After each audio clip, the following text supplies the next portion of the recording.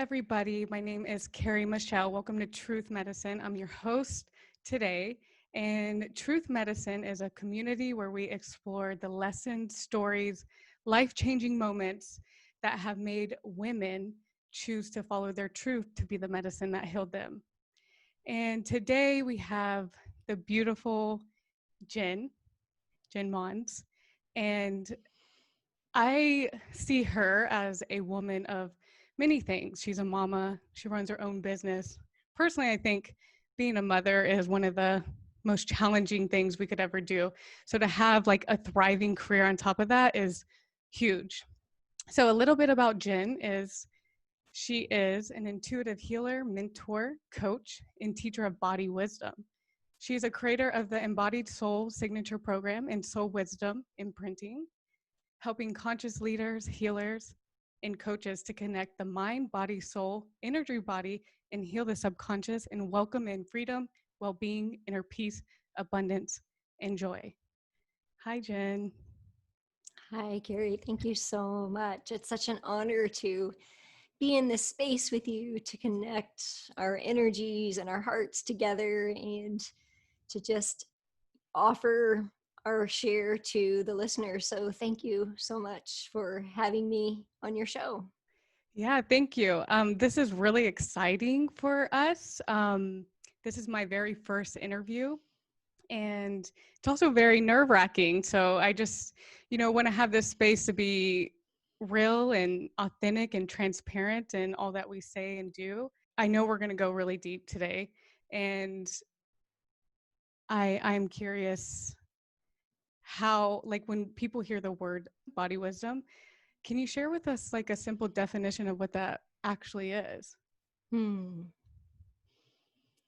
I've actually never been asked that before. I love this question. And I just want to say, I love that you shared that this is a space for deep, authentic connection because it really feels like, especially now more than ever, people are really seeking that.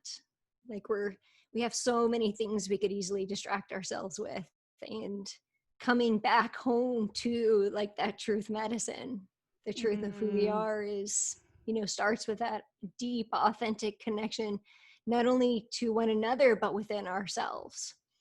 So when I think of body and soul wisdom,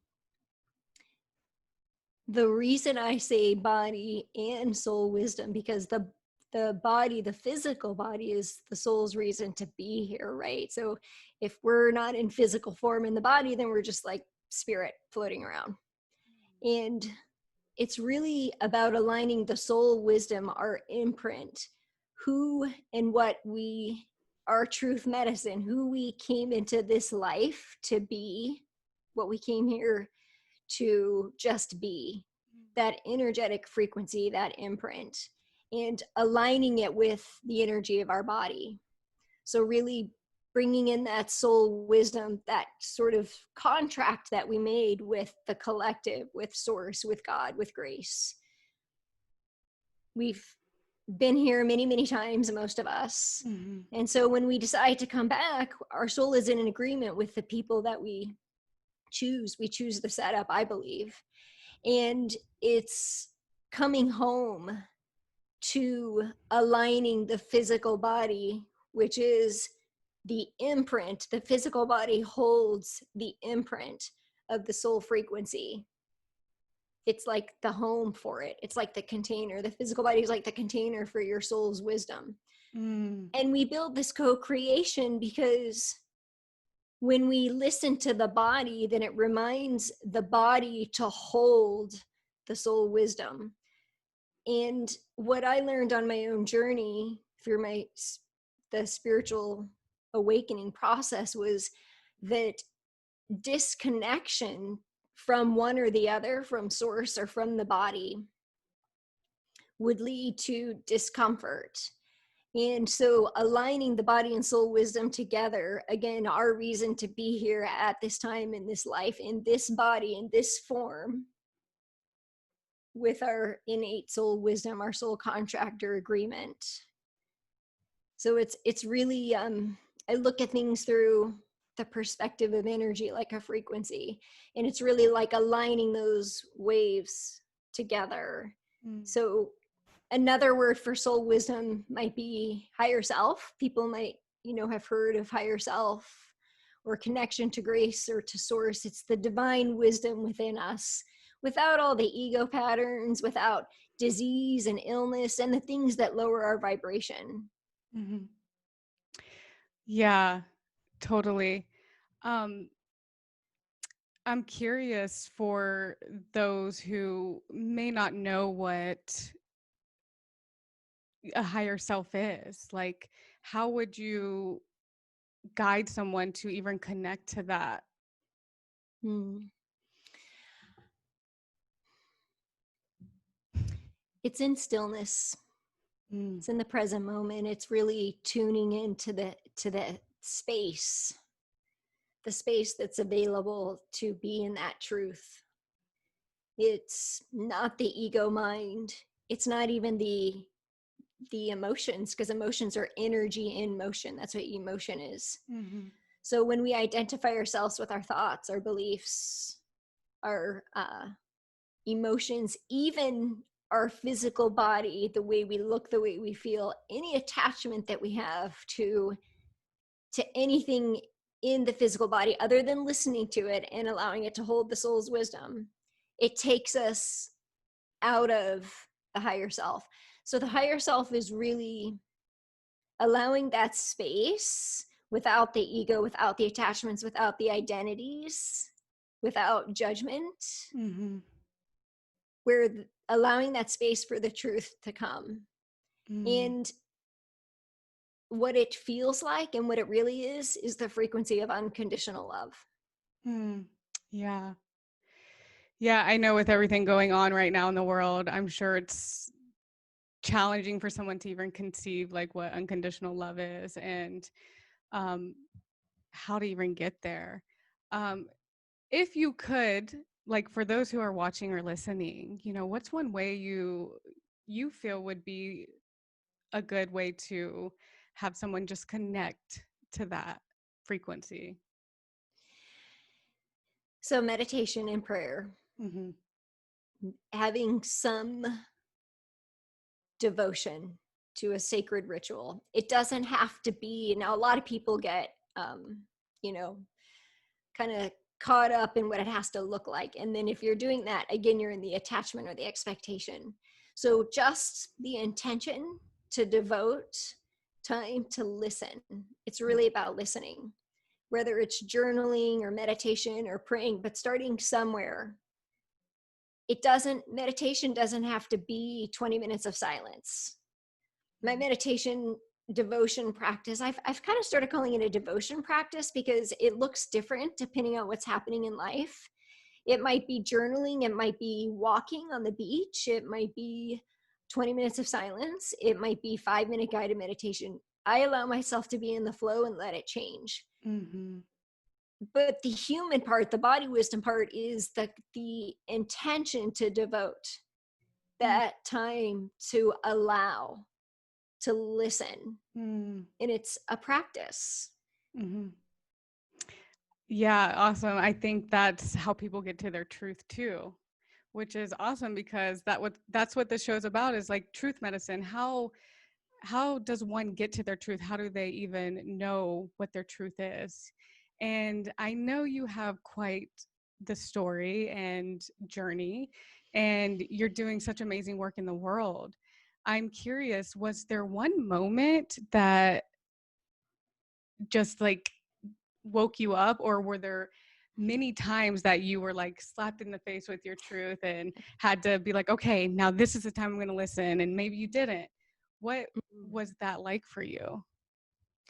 So my journey has been one of peeling several layers. And so there have been several moments, and every time I think I'm there, which I no longer think anymore because now I know that it's just the journey is it is the gift. Mm-hmm. Um, and I've had several moments, particularly in the last 14 and a half years since I became a mother, um, And so mine came, and the reason I'm a teacher of body wisdom is because most of mine came through physical health crisis.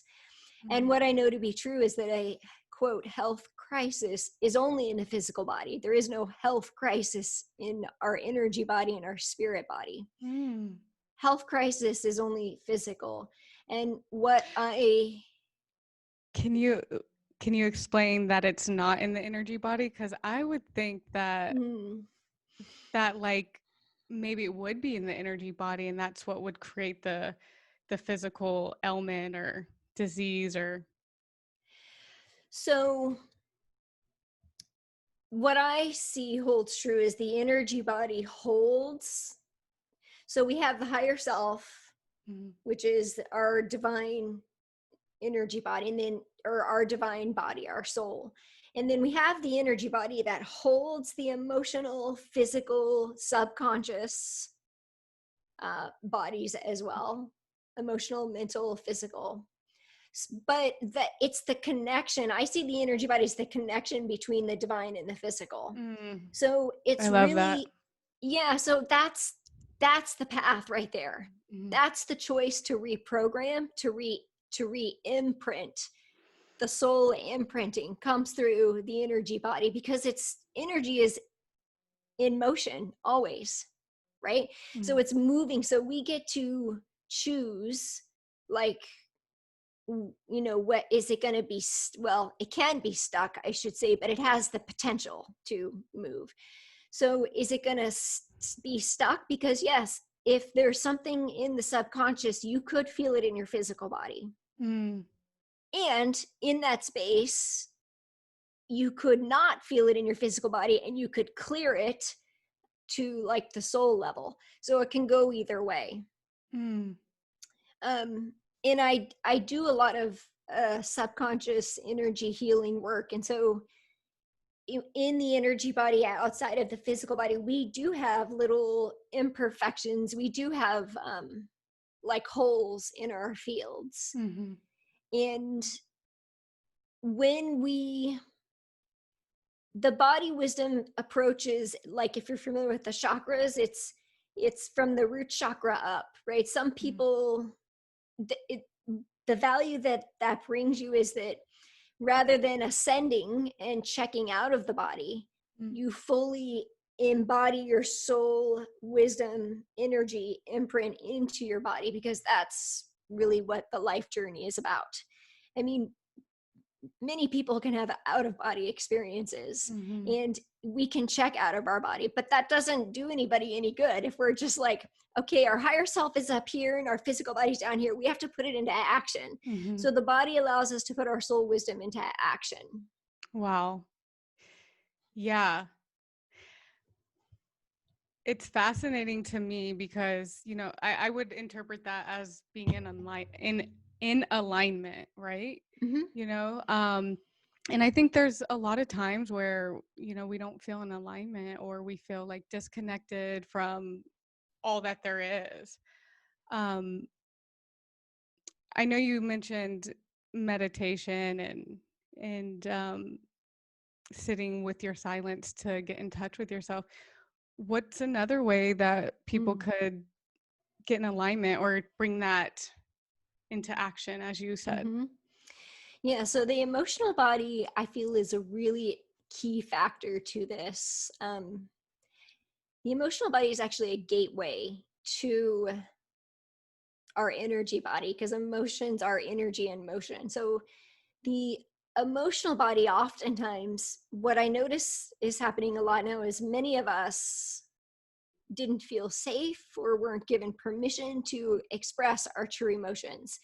There is shame around anger and sadness and um, all kinds of emotions that we all hold. It's part of the human experience. And so when we resist fully having that emotional experience, and we can feel it in our body, it's really tight, and it can transmute into dis-ease or illness, Mhm. disconnection, perceived disconnection. We're never really disconnected from source. When we think that we're disconnected, it creates suffering. Mm-hmm. And what I have learned through, since, just to circle back, you asked me, how did I come to do what I do? When I became a mother, I had a near death experience, an out of body experience, becoming a mother. And it was during my daughter's birth. And so when to go back to, where was I'm curious about your near death experience with having your daughter. Please, let's elaborate on that. Yeah, for some reason spirit wants me to talk about that, and like I was kind of on a roll and then I got stuck with that. Because what I learned, and I'll come back to that, what I learned is that through the process, my healing journey began 14 years ago. So I began to heal the physical body first, Mm-hmm. through nutrition. I was really raising my vibration. Mm-hmm. The health crisis, quote, health crisis, was a soul upgrade. Mm-hmm. And I'm going to talk, kind of interweave both of them together. The frequency, you talked about alignment. The Mm-hmm. frequency of the life that I was living in at the time, working corporate, super toxic environment in many, many ways, I was out of alignment. Mm-hmm. And so I thought to myself, I'm just going to have a baby. Everybody has a baby. Super easy. Like, I'm going to be superwoman. I'm going to have this job and make all this money. And I was an engineer. I was a mechanical engineer in a very male dominated environment. And it's kind of interesting, the things that we say, because I would say to myself, I can do everything a man can do and have babies. And then the one thing that was so hard for me, the first time I ever believed or felt like I had failed, was in that birthing process, which was Wow. really my rebirth.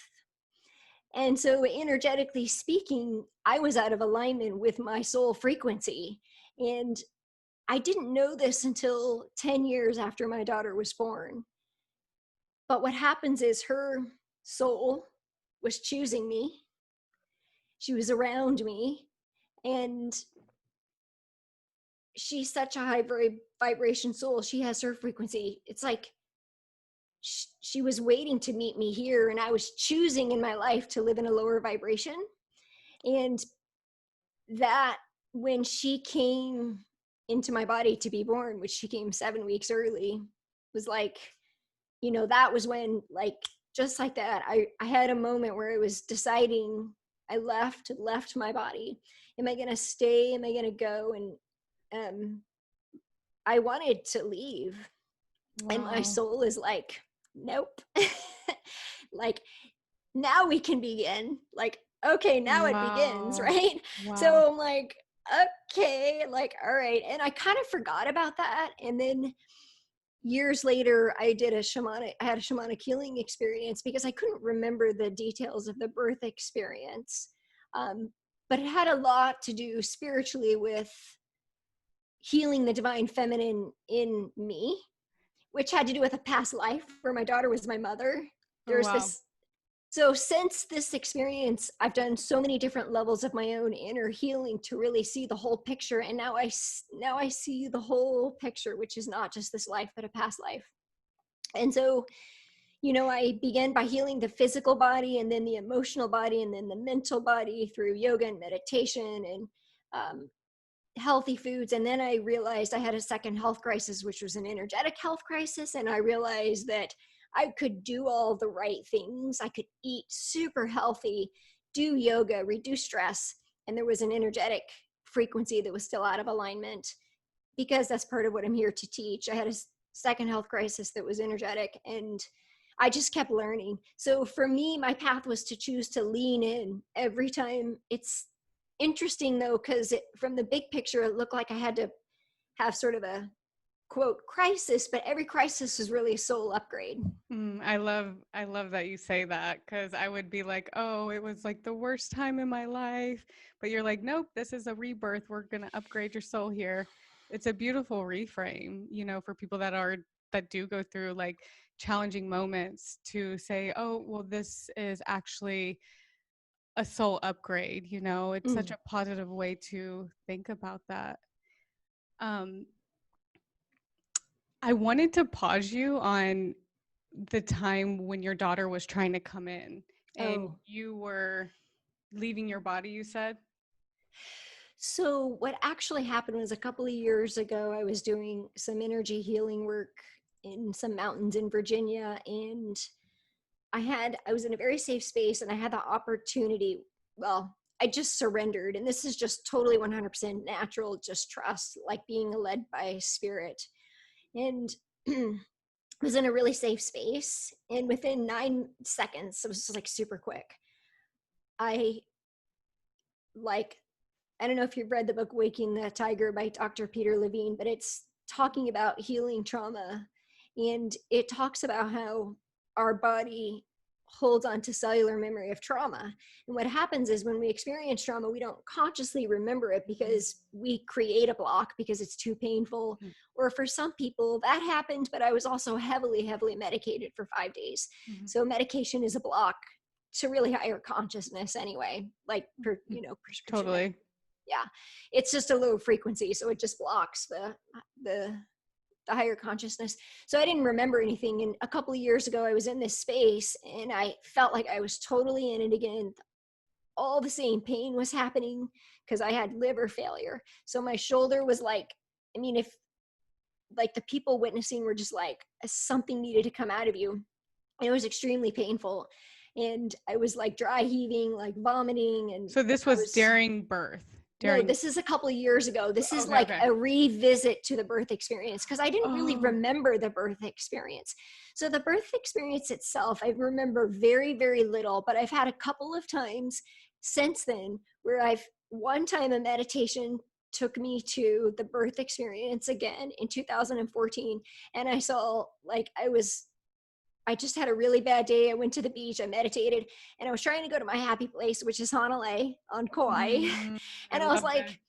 I can't get there. And it was like, I surrendered, and I was like, boom, operating room. I was like, oh no, this isn't my happy place.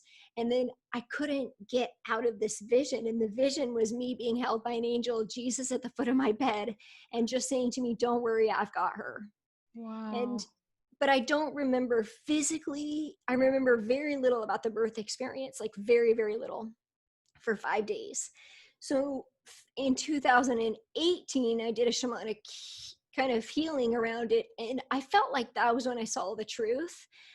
I was physically taken back as if I was re-experiencing the experience from a higher self perspective, Yes. because I was totally in a place of trust and unconditional love.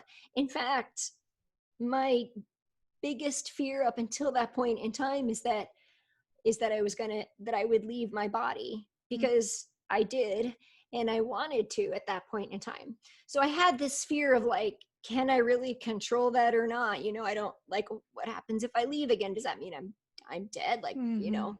I some people like celebrate it, but it was, for me, it was like a tug of war. It was like, it's like, uh it felt like my physical ego wanted to leave to avoid pain, but my spirit was like fighting to stay in. Mhm. Just like that's what it felt like.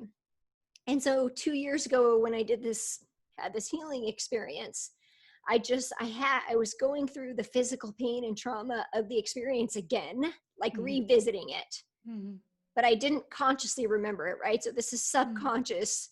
And all of a sudden I just froze, and I just like, the people witnessing me, this is what they tell me, I just froze, and I could see myself in the kitchen of my home. At the time, I lived in Arizona. And I Mm. remember this moment. I told my husband, he's like, I remember that moment. And I was in the kitchen. It was around 28 weeks. And I started getting really sick. Mhm. And and I've seen this face before. I've seen her higher self, my daughter's higher self, Mhm. before in other meditations, and there she was again. And she was just like watching me as I'm sick in the kitchen, not taking care of myself, working like 70 hours a week, right? Mm. And she, So at this that, is what you saw while you were going through this a thing. couple years ago, yeah. You So you this is, go ahead. yeah, not during the birth experience. And this Yeah, is yeah, yeah. like 12 years later. Oh, wow. Okay. Yeah. Gotcha, gotcha. So when I say like there have been many experiences along my path where I thought I surrendered and knew what I had learned. And then it was like, nope, there's something else to learn and uncover. Mm. And so this was probably the last experience that I had 2 years ago. It was August of 2018, right around the new moon. And that sort of sealed the deal for me. That was like, oh, that's what really happened. Now I can see. And then th- this, I had this vision of a Native American vision Mm. within the same circle of people within the same week around a fire. And I contact somebody here locally, do past life regressions, went really deep, discovered my daughter was my mother, and I was just able to put everything together.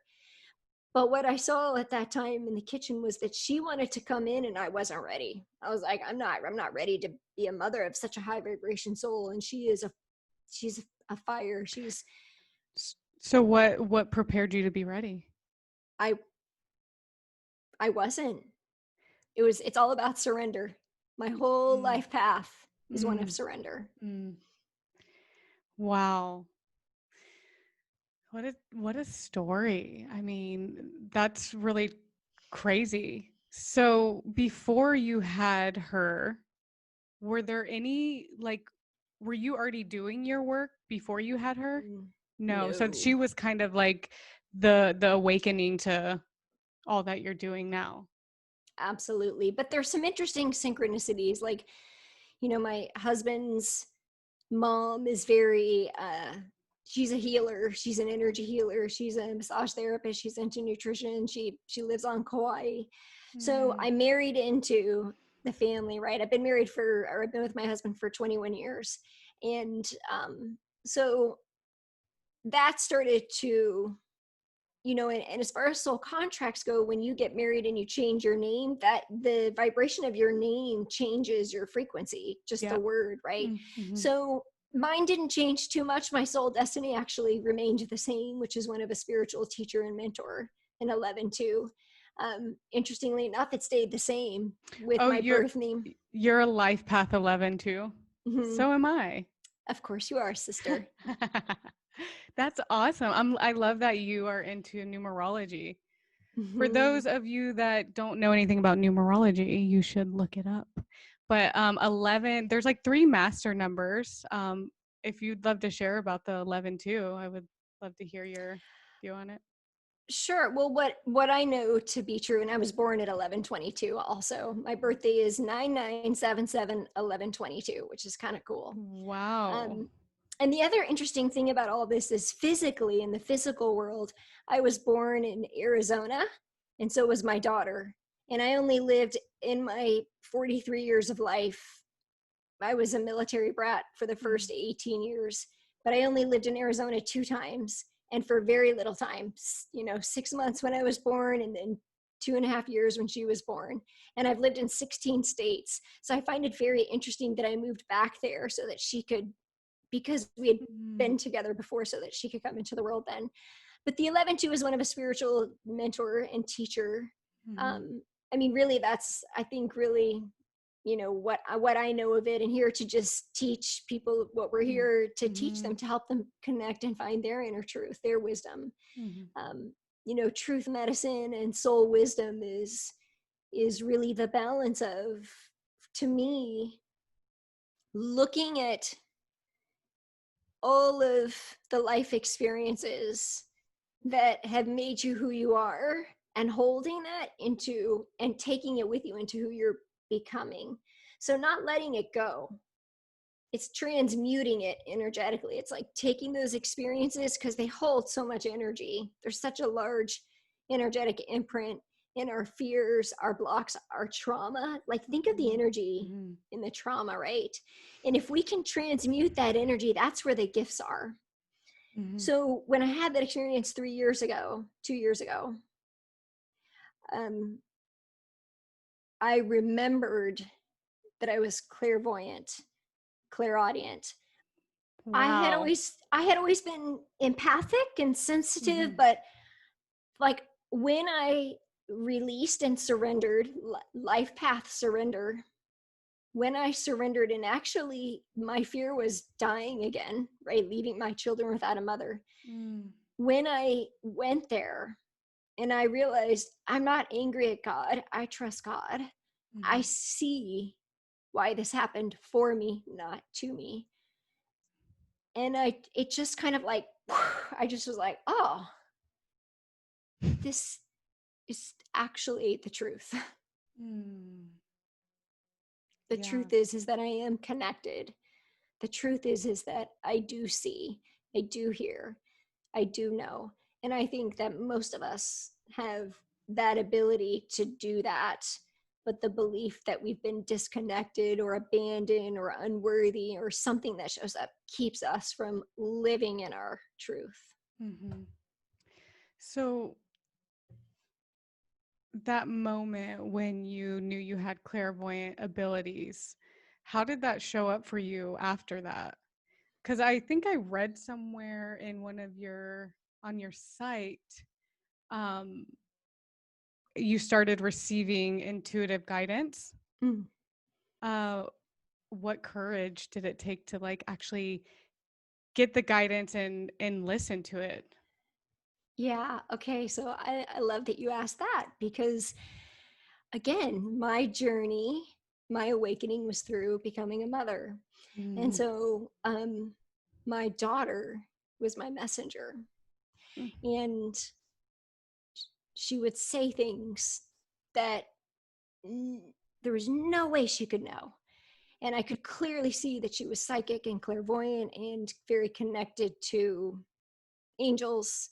And she would say to me, how come we talk about angels in the Bible, but then if we talk about them in real life, like we're not supposed to, mm, or she would hear this or whatever in school.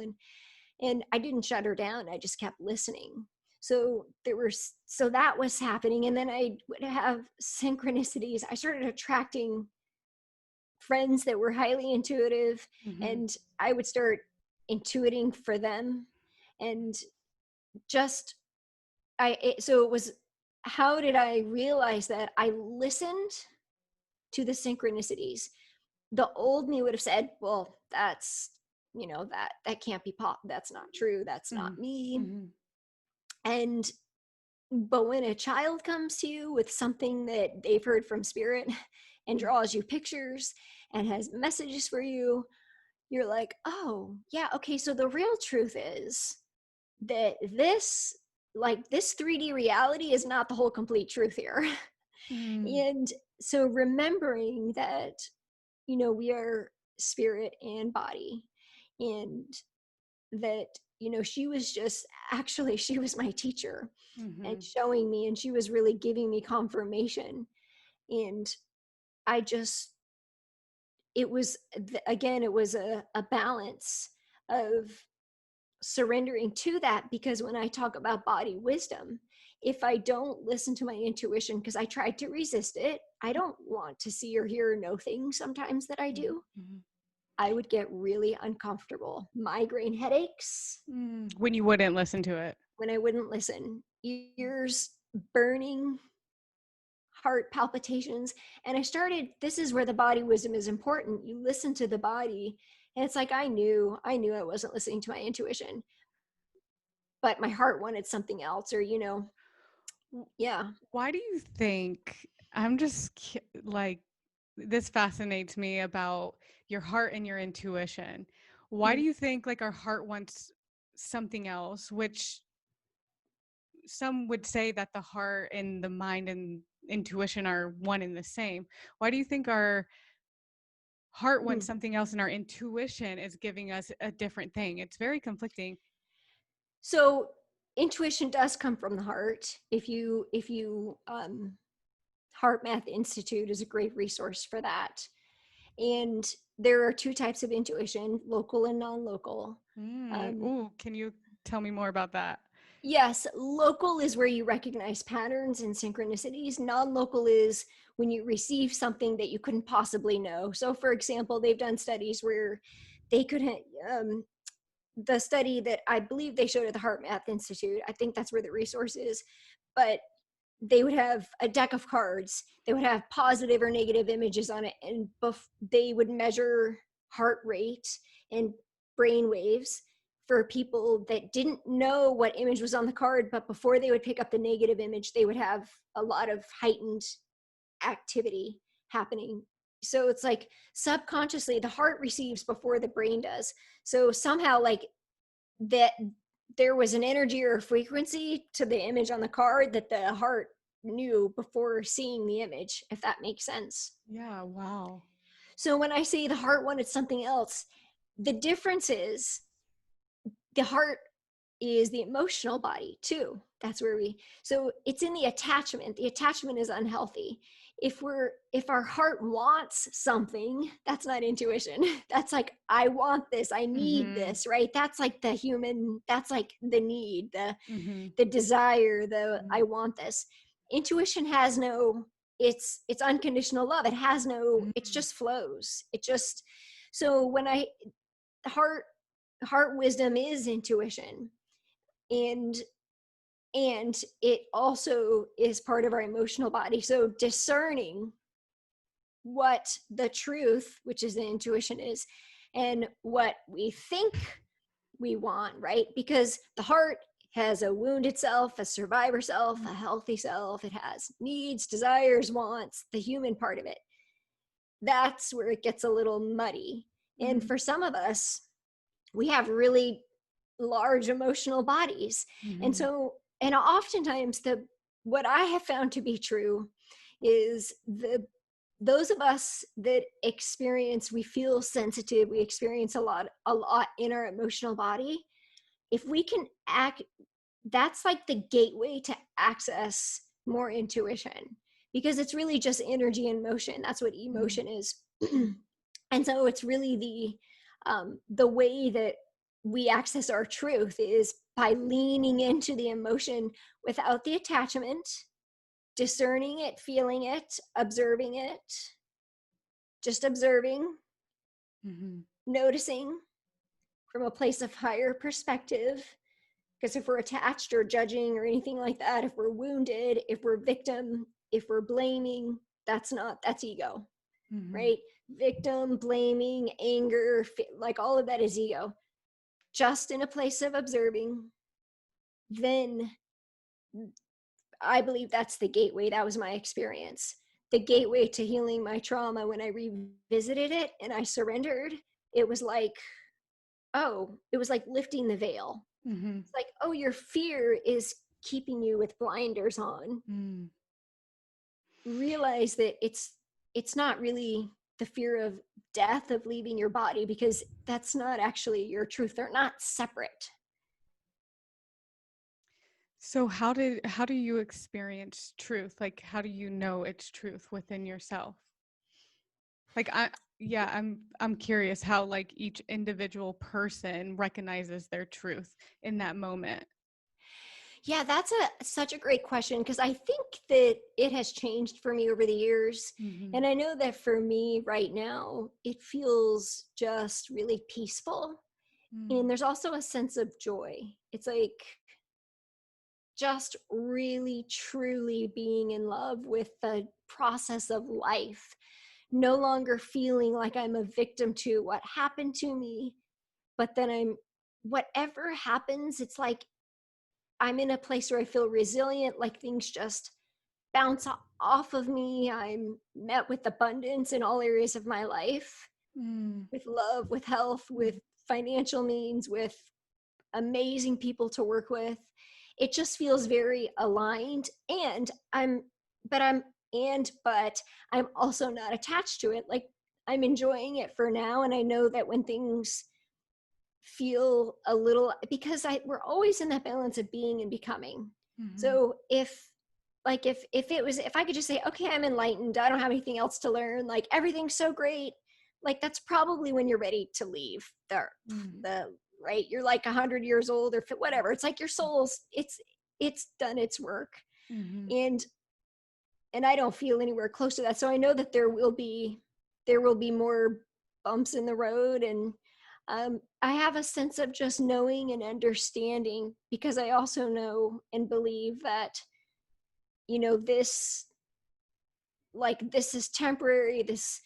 this experience. Like, I believe in past lives. I believe Mm-hmm. in us being multidimensional beings. So when one person leaves, it's not, and I've had my own synchronicities and griefs and losses in my life where it's shown up like that, you know, the spirit and the energy of the loved one is still around. Mm. So it's just a feeling of like an inner knowing and a deep level of connection that's really rooted, like it's like it feels like it's below my belly button, like it's in the sacral and the root chakra. It's just really fully embodied. Mm. Wow, that's So beautiful. peace and joy is kind of where I'm at right now. Right, like it feels good. It just feels good, and you just It know. feels good. Yeah. And freedom. I've been feeling very, very free for the Mm-hmm. past like couple of months, and it feels like in a new way. Mm-hmm. Yeah, that's great. That's great for these times, feeling free, compared to a lot of the majority of the world, like in chaos. Will you walk us through a moment when you second guessed yourself with your truth and how you Mm. harnessed the courage to make it through to the other side? Yeah, so this feels vulnerable to share, and I appreciate the question. I think vulnerability is the gateway to our potential, Mm-hmm. and I think Brene Brown said that, and I love that she said that. But this is a recent event for me, and um, so I had a dear female friend of mine that we were collaborating and creating a business together that we both loved. We were both extremely intuitive. We're both, we have a really great balance of, you know, our own self-care practice and like really, truthfully, really brilliant minds to be able to blend the two together, right? Like the heart centered and the intellect to sort of blend it together and put heart centered creativity into action. And uh, the partnership and the friendship broke up, and it was really amazing. Like, people loved us together, and Mm. we were teaching intuition, and there was something happening along the way though where I just kept getting headaches, you know, telling my husband, this is my, he's like, Mm. are you following your intuition? But my heart, because she was my friend, Mm-hmm. wanted to do this. And why? Okay, so what's the deeper question? Why did my heart want to do this with my friend? Because I Mm. had an opportunity to heal the feminine within me. Mm-hmm. So that's what's really happening here is, yeah. Can I ask why it ended? And if you don't. Well, oh no, I'm happy to talk about it. So it was her choice. In the end, our our values were not the same. Mm-hmm. And so she made the choice, and um I started to just notice some of the decisions that were happening, and some of the reactions and the behaviors were just really out of alignment with my values. And so it started to become more obvious to me that we were meant to do different things, which in the big picture is true. Like, we're both really brilliant on our own, Mm-hmm. two strong people together. We each had our own thing to do. So I wasn't following my soul wisdom. Mm-hmm.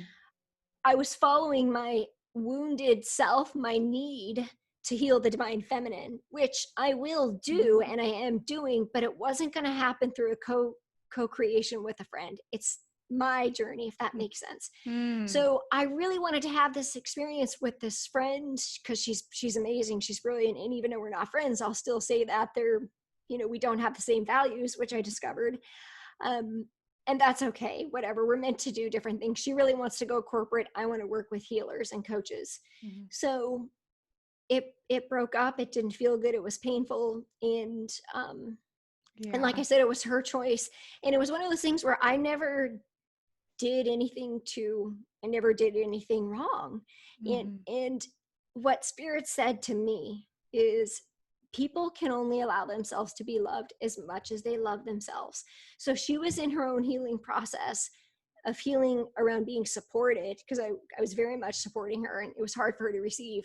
And I was in my own healing process of also allowing myself to be supported and heard and seen in what I'm supposed to do. So we're doing the same thing, and we needed to separate. And so the breakthrough is that within a week, energetically, when I released this painful experience, because this was like a really good friend of mine, it was really hard to let go of. I was like, oh, maybe someday. And but Mm-hmm. no, this is supposed to be the path. When I totally energetically released her, I felt so free. And it was weird because I was like, I don't want to I like this feels, I feel, I should feel this, feel like I should feel bad. And then I welcomed 4 new clients in a week. And then I all of a sudden I started getting more creative downloads. Okay, this is what you're here to do. And you're here to really continue teaching the body wisdom and the soul wisdom, because what we were doing together was, there was nothing about the body. So what I learned and what I know is that for me, it's really important for healers and coaches and teachers to remember to be embodied in their work. There are many, many healers and coaches, health coaches, energy healers, who they do the thing, but they don't embody it. And in order to really come into alignment, to come full circle, right, from where we started in this conversation, for the soul wisdom to come in alignment with the body wisdom means that you embody your truth medicine. You embody your truth, and you realize that you are it. You are the thing Mm-hmm. already. It's not just saying it. It's like you fully integrate and embody. You let the words come out of you rather than, being the influencer on social media and saying one thing but living in something else. Mm-hmm. And so for me, embodiment is the answer. It's really what makes, first of all, on an energetic level, it's more powerful. It's from the root chakra. Mm-hmm. It allows us to be supported by the earth. It Mm-hmm. connects us to one another. um, and I think that's, if I could just leave a message for anybody here who's feels like they're in a path of spiritual awakening, it's, there are many times where we think that the awakening is the ascension or the leaving. Mm-hmm. And I went through that process. It was super easy for me to check out of my body. It was like, oh, that, like the pain body, who wants to be there? I'm gonna Mm-hmm. go into meditation.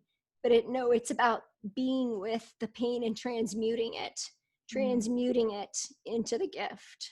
How does And so one transmute it? you feel it into it.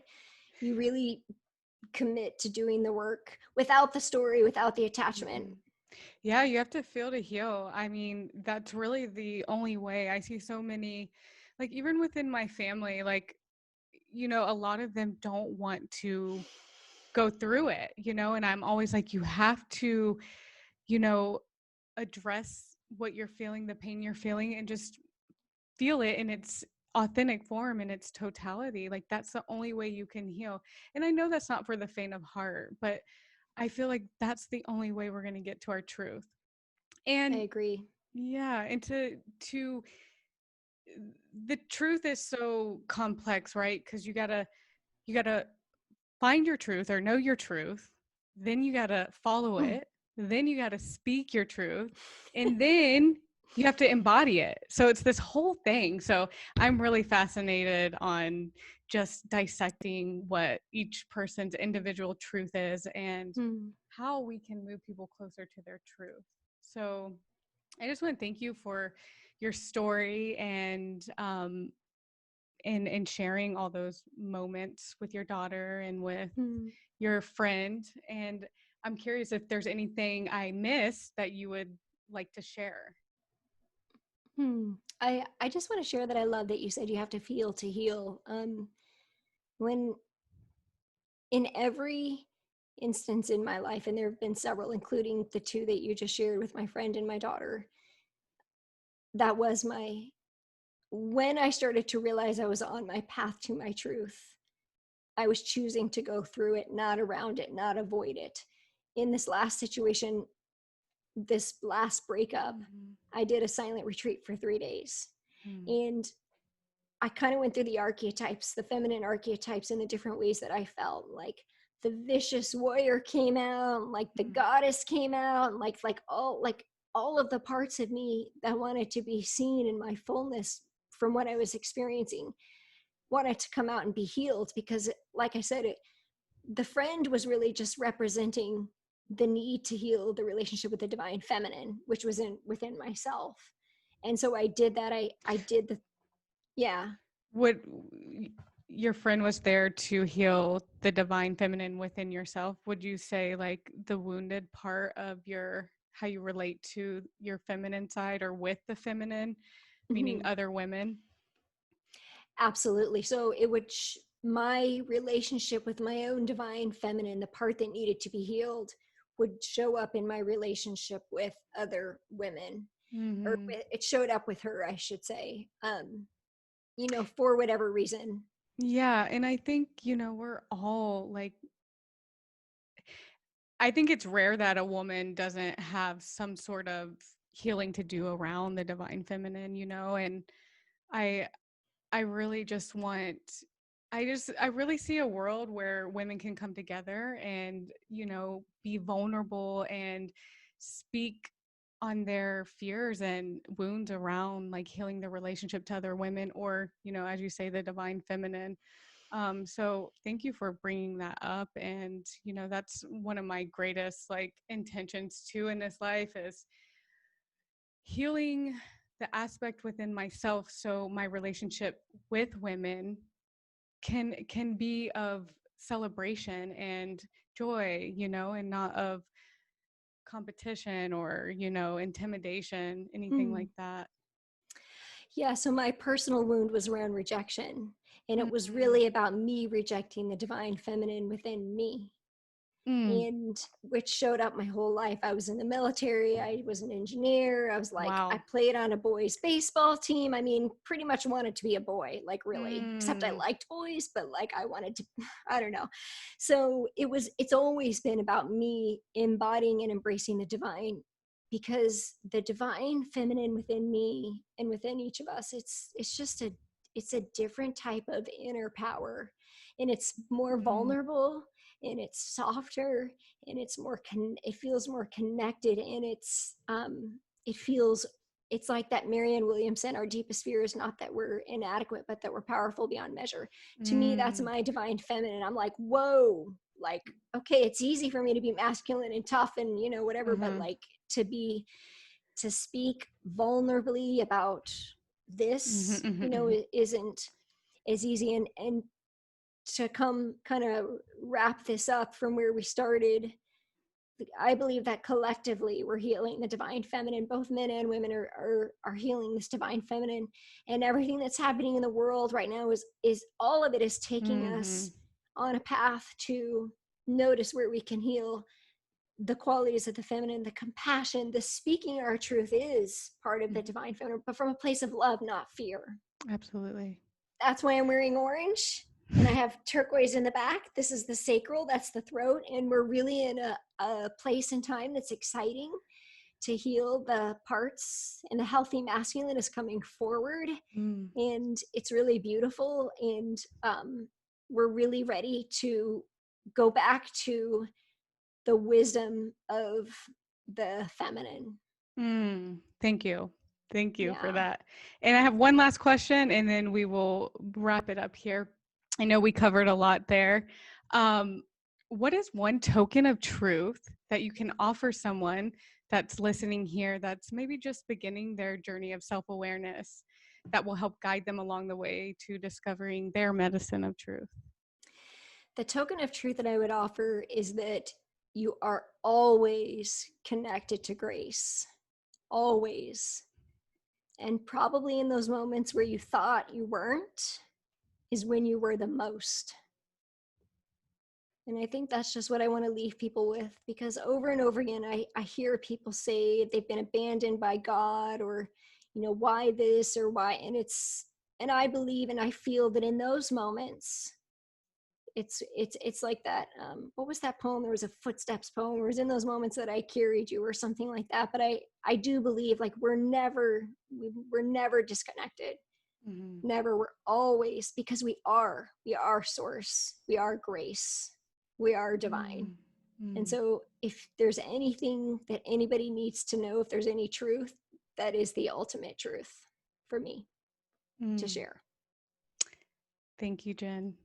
My pleasure. Thank you so much for having me on the show, and honored to be your first guest. Oh, thank you. You've been so amazing and supportive, and I deeply appreciate you being here today and sharing your story.